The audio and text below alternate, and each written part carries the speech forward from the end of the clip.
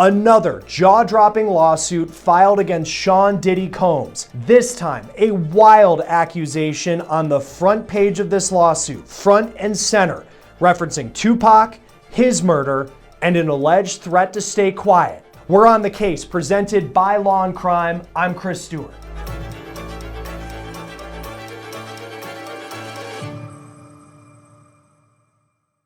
This new lawsuit is just 7 pages long, but it details accusations that are graphic of rape, sexual assaults, and threats allegedly made by Combs in 2012. Let's dive into it.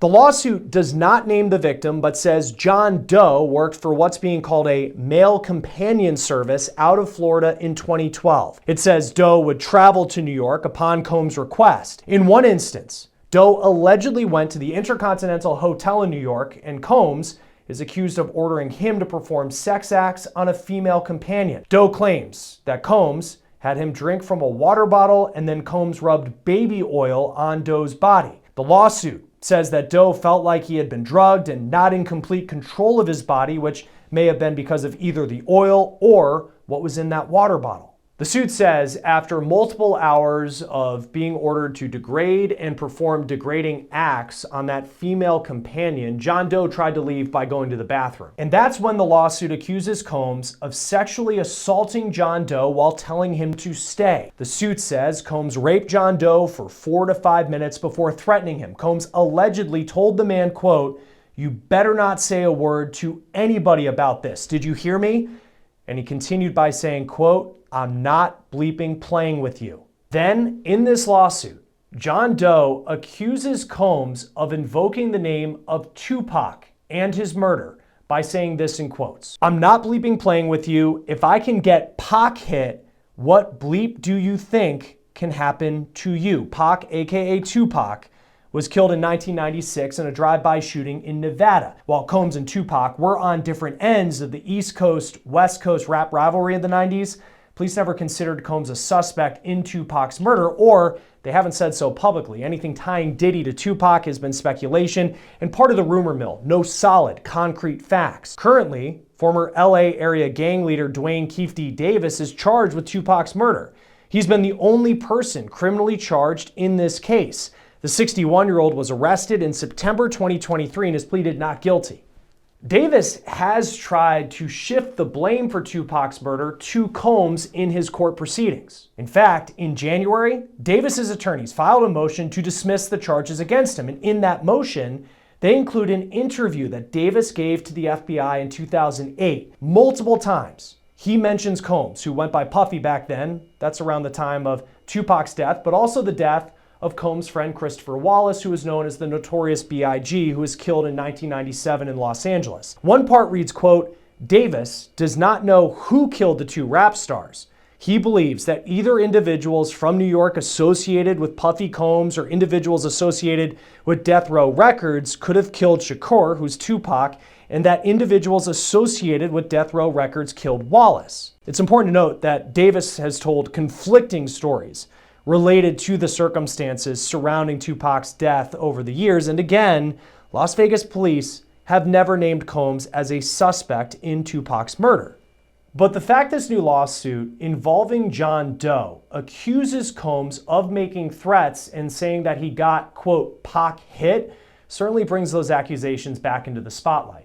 The rap mogul is still being held at the Metropolitan Detention Center, which is also known as MDC. It's in Brooklyn, as he's awaiting his sex trafficking trial that's slated to start in May 2025. Combs has been in custody since September of 2024, when authorities took him into custody at the Park Hyatt Hotel in New York. He's facing charges of racketeering conspiracy, sex trafficking through force, fraud, or coercion, and transportation to engage in prostitution. On the civil side, in November 2023, Combs' ex-girlfriend, Cassandra Ventura, who's the singer Cassie, filed an explosive lawsuit claiming Combs abused her mentally, physically, and sexually during their decades-long relationship. Combs settled that lawsuit just a day later for an unknown amount of money, but we have seen a wave of civil lawsuits, dozens filed against Combs since, including this newest one we're talking about by John Doe.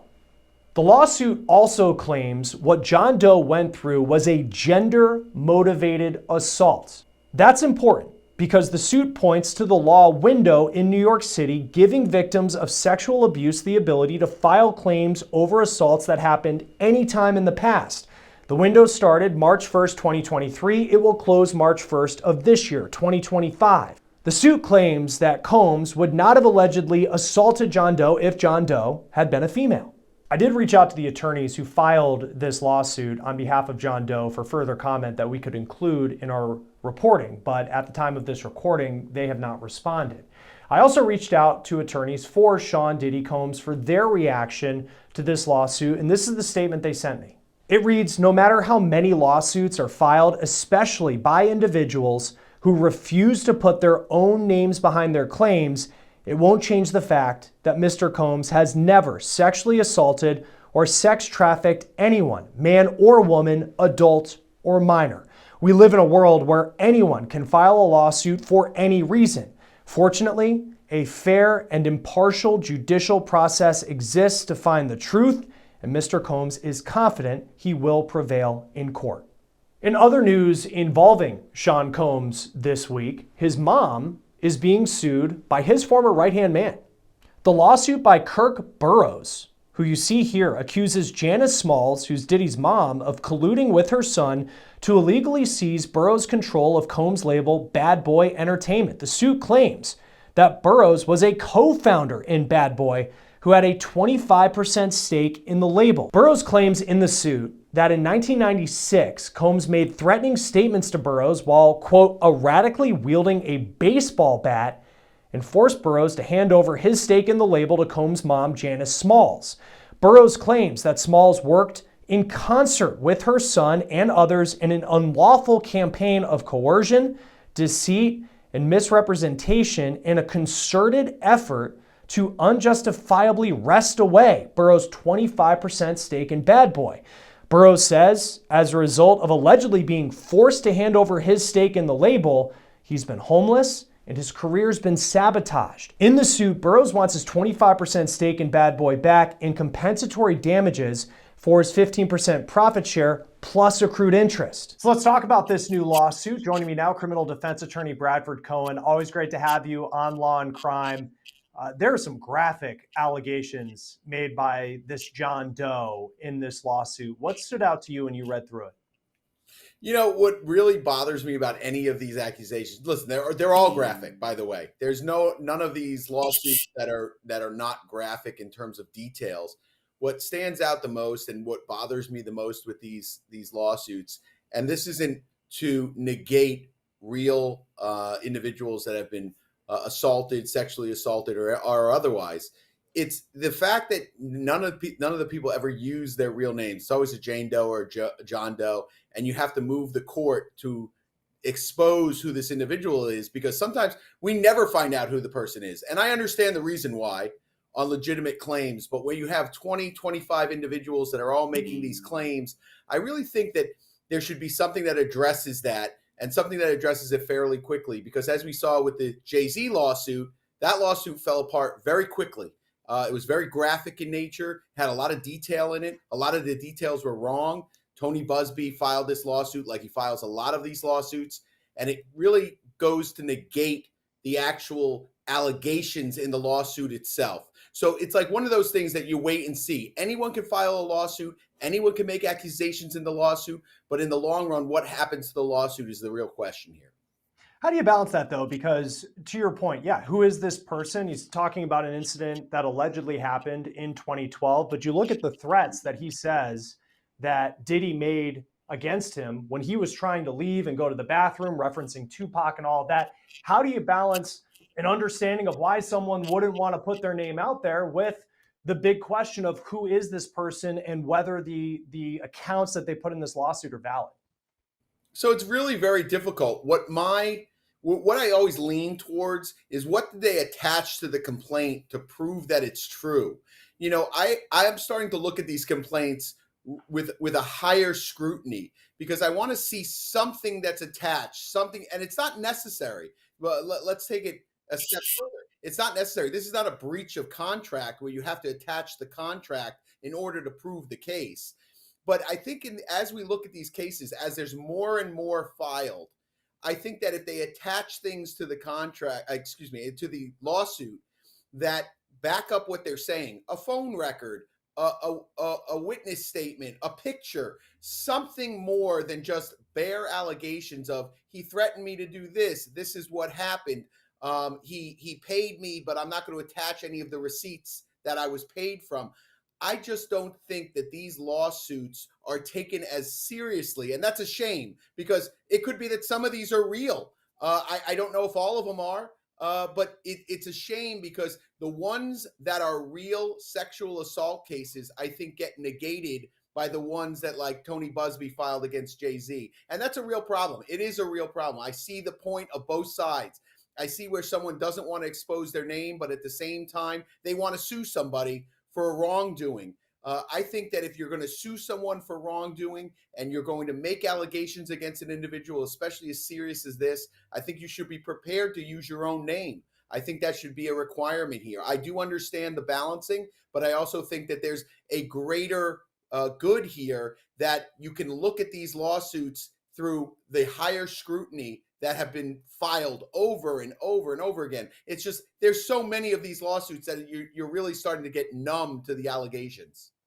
Right. And I think now, you have this lawsuit, it goes out, it makes headlines. All these details are in the world of public opinion are going into the narrative of what everybody says of Sean Combs ahead of his criminal trial. What happens next? Like in this lawsuit's case, where there are these graphic details, once again, talking about something that happened years ago, what happens next?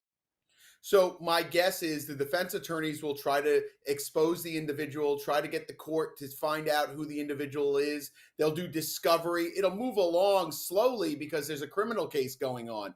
So when a criminal case is going on and so an individual has the right to remain silent and is exerting his Fifth Amendment right, the civil cases usually kind of fall by the wayside until that criminal case has been adjudicated. And we're going to see that criminal case hopefully be adjudicated in May. And once that criminal case is over, I think then you'll see the civil cases start to heat up and start to figure out what's real and what's not real during the discovery process. And I think those cases are going to be very long. It's going to take a long time to work through the system. I think there's going to be a lot of discovery issues that are going to come up in terms of depositions and in terms of evidence that they can actually show to back up their claims. It's going to be a very tough road. And what I also think is unusual, and let me just say this, if you have a civil case where you're making these accusations and in the criminal case, they're saying, hey, this is a RICO case and it's all these cases are related to each other, but they're not using that individual as a witness in the criminal case. They didn't use that individual in front of a grand jury. There's no testimony from that individual or any kind of exposure of that individual to the criminal case. It always makes me wonder why the U.S. attorney didn't want to use this individual as a witness, didn't want to use this individual to come forward and say, hey, that's a similar situation that I had. This goes to his MO, his modus operandi, this is how he normally behaves. He threatens people. He does this. He drugs people. He does all these certain things, but they're not using any of these people. These people are nowhere to be found in the criminal case. That causes me great concern.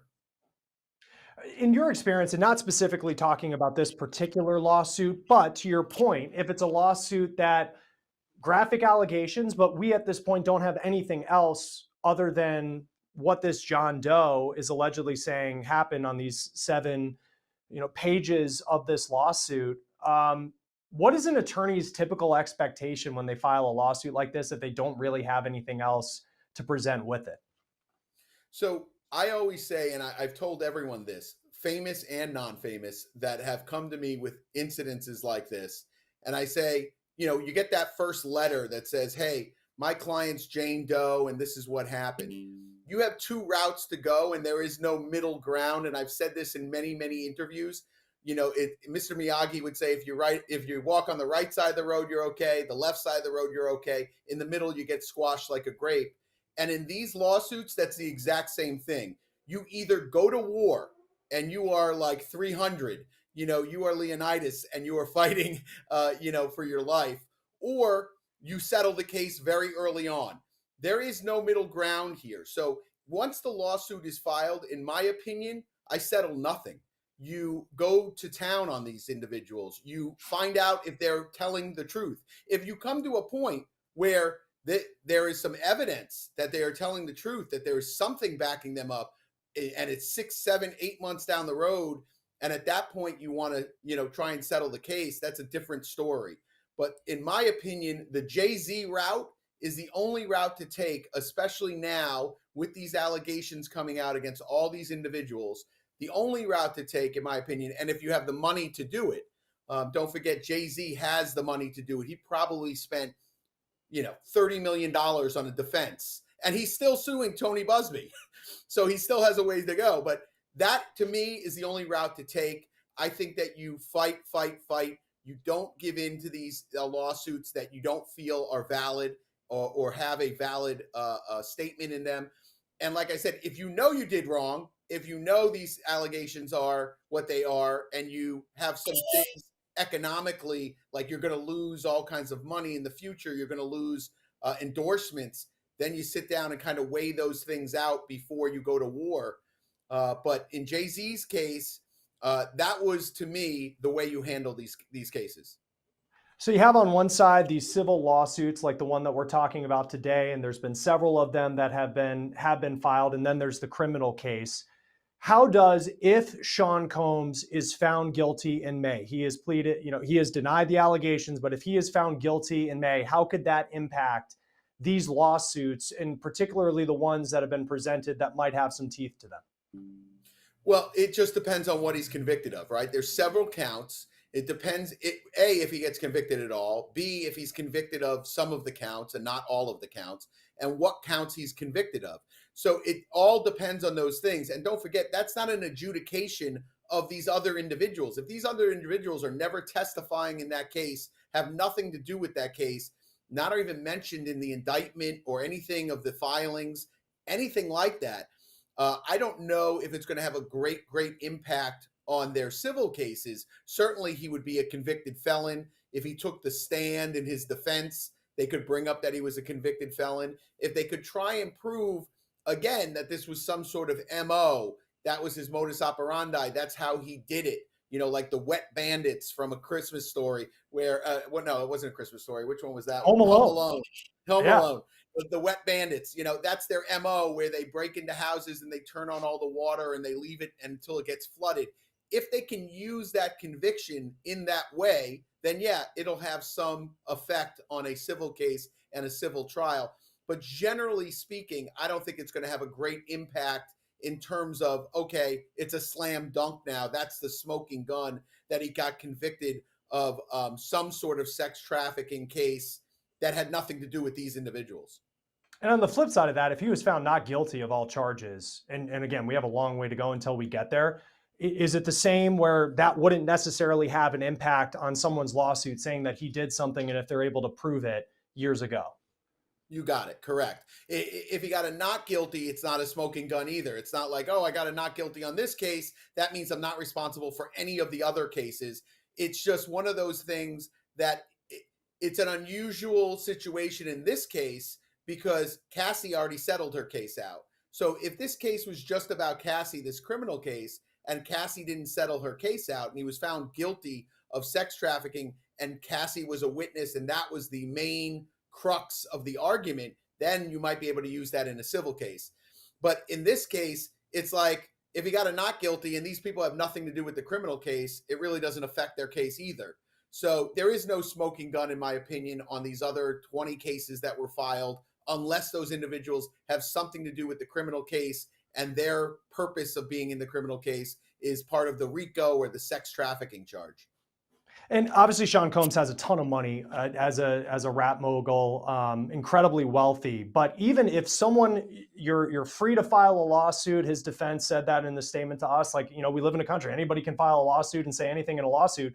I mean, financially, though, you still have to pay to defend yourself against that lawsuit, even if someone puts money forward. I mean, so what type of cost are these mounting lawsuits, even if it's from a John Doe? And we don't know if this one is truthful or not, but whether it is or it isn't, I mean, that is a mounting cost for him as well. Yeah, everything costs money when it comes to a lawsuit. You have Yeah. experts involved, you have discovery involved, you have special applications for to go through the discovery or to use players or to show PowerPoint presentations. All those things cost money. Lawyers, depending on who you have, I mean, anywhere from $2,500 up to $3,500 an hour, depending on the attorney and what they're doing.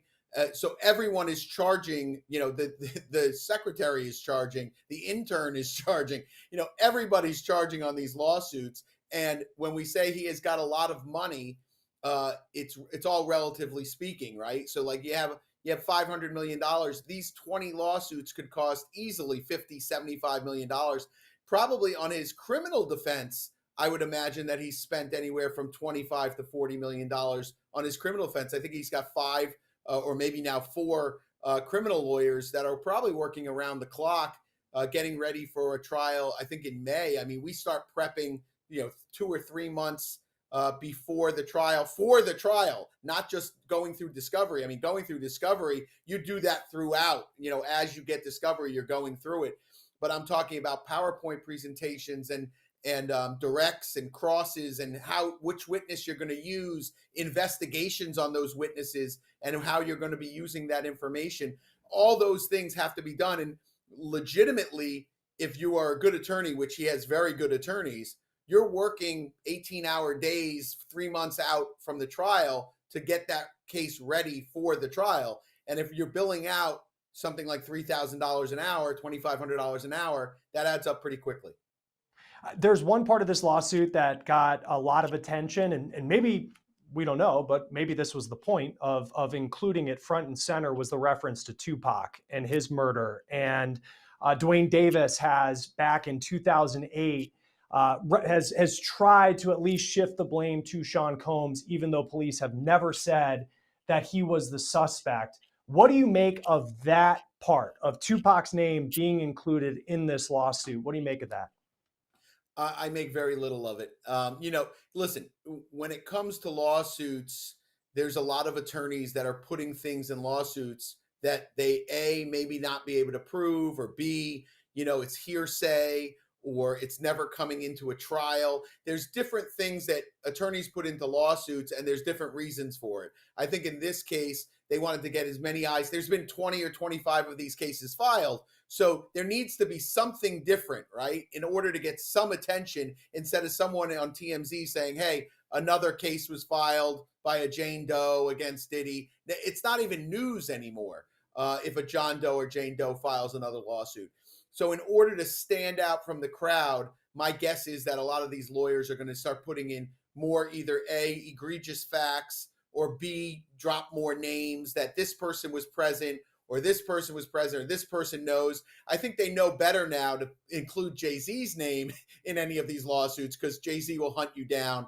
And as you can see from Tony Busby, it's not going to wind up very well for him. How long could Sean Combs, forget the criminal trial, but just seeing these lawsuits, what does the timeline look like for him in dealing with these civil cases that have just been mounting? So in simple civil cases, I mean, like simple breach of contract cases, some kind of business dealing, the courts are so backed up and so slow that even those cases take 12 to 18 months. I remember I had a case, a breach of contract case, where a construction worker didn't do the right thing on a ceiling pipe, and the pipe burst and it flooded a floor. And it was a pretty simple case, right? We had two witnesses. I announced ready my third week that I got the case, and the judge said, "This, whoa, it's way too soon." So even judges like to take their time with cases. So my guess is these cases would take 3 to 4 years to work through the system, get depositions taken, coordinate depositions. And because there's so many, like let's say I set, lawsuit A next week for trial, that means lawsuit B through Z is not going to trial. So he's going to have to keep dealing with those things. So my guess is it's going to take anywhere from 3 to 4 years to fully get through all these civil cases, maybe even longer than that. And I've seen cases that have gone longer than that. These aren't terribly complicated cases. I mean, there's allegations made, and you have to prove those allegations in order to, get paid at the end of the day. And it's a lot of just witnesses. I don't see a lot of evidence that has gone out. I don't see a lot of proof. And you would think at this point that if I was filing a lawsuit like this, and like I said before, it's not a necessary element at this point, at this stage, it's just filing a complaint. But if it's me and I'm filing something, accusing someone of something, I'm certainly attaching as many documents or evidence that will back up what my client is saying, so that I'm not one of the other 20 people that have made these accusations blindly and haven't attached anything. That's how I would separate my guy or my gal from the crowd. Because I'm fascinated too by just the court of public opinion in all of this, because when a lawsuit like this one from the John Doe alleged male escort, it starts making the rounds. We're obviously talking about it. TMZ has it, all these places. How hard is it going to be for Sean Combs to have a jury that is unaware of all the allegations that have been made against him when his criminal trial starts in May? I think it's going to be almost impossible to find someone that hasn't heard about the case. The question is not going to be if you heard about the case. It's whether or not you have a preconceived notion about the case. You have a preconceived decision that Sean Combs is guilty or Sean Combs is not guilty. And this cuts both ways, I think. In terms of the lawsuits being filed, people might start to think, hey, there's so many of these lawsuits being filed, and none of these people are coming in to testify at this criminal trial. If I was sitting on a jury and I heard, oh, hey, there's been 20 or 30 of these cases filed, yet there's only been Cassie and one other woman or two other people testifying, where are all these other people? I think that actually works against them. So you just don't know. And generally in these high profile cases, you get a jury selection expert.